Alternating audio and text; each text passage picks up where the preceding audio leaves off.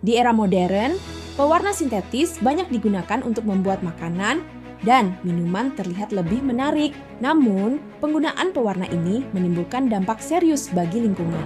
Limbah pewarna yang dibuang ke perairan mencemari ekosistem, mengubah kualitas air, dan mengancam organisme hidup di dalamnya. Padahal, biji durian yang selama ini dianggap limbah ternyata memiliki potensi besar sebagai solusi penyerap zat warna. Penelitian ini bertujuan mengembangkan bahan adsorben ramah lingkungan berbasis biji durian.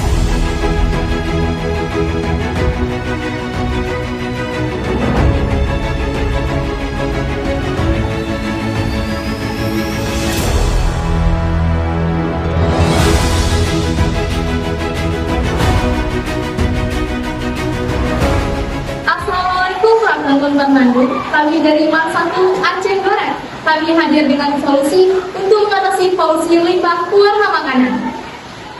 Tantangan kita serius. Penggunaan pewarna makanan sintetis tidak hanya berbahaya bagi kesehatan, tapi juga ancaman serius bagi lingkungan sekitar. Telah ditemukan bahwa pati biji durian lokal yang selama ini melimpah dan terbuang di kalangan masyarakat sangat efektif untuk dijadikan adsorben.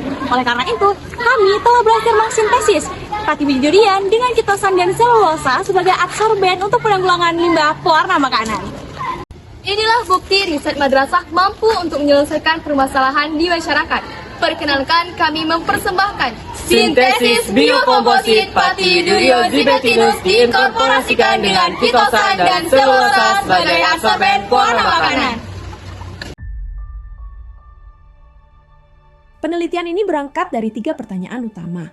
Bagaimana cara membuat biokomposit dari pati durian, kitosan, dan selulosa? Seberapa besar kemampuan biokomposit ini dalam menyerap pewarna makanan dari limbah cair? Bagaimana karakteristik biokomposit tersebut setelah digunakan sebagai adsorben? Tujuan penelitian ini adalah menghasilkan biokomposit dari pati durian, kitosan, dan selulosa, serta menguji dan membandingkan kemampuan adsorpsinya untuk menjernihkan limbah pewarna makanan.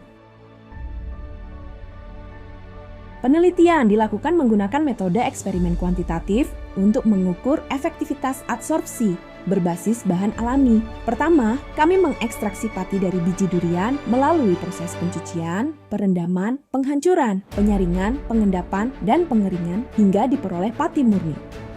Selanjutnya, kami menyiapkan selulosa dari alang-alang melalui hidrolisis asam untuk menghilangkan lignin. Kemudian dilanjutkan proses bleaching untuk mendapatkan selulosa yang lebih murni.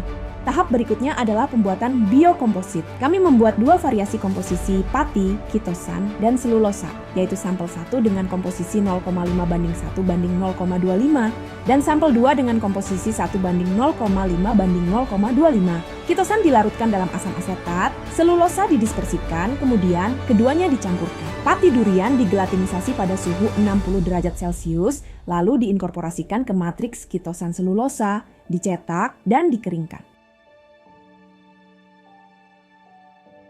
Kami kemudian melakukan uji tarik untuk menilai kekuatan mekanik dan uji adsorpsi untuk mengukur kemampuan penyerapannya terhadap larutan pewarna makanan Ponzo 4R dengan variasi waktu kontak 20, 40, dan 60 menit. Hasil absorbansi dianalisis menggunakan spektrometer UV-Vis. Berdasarkan hasil pengujian, nilai tensile strength tertinggi terdapat pada sampel 1 dengan komposisi pati, kitosan, dan selulosa 0,5:1:0,25. Sampel ini mencapai 7,9704 megapascal, jauh lebih tinggi dibandingkan sampel 2 yang hanya 1,1756 megapascal.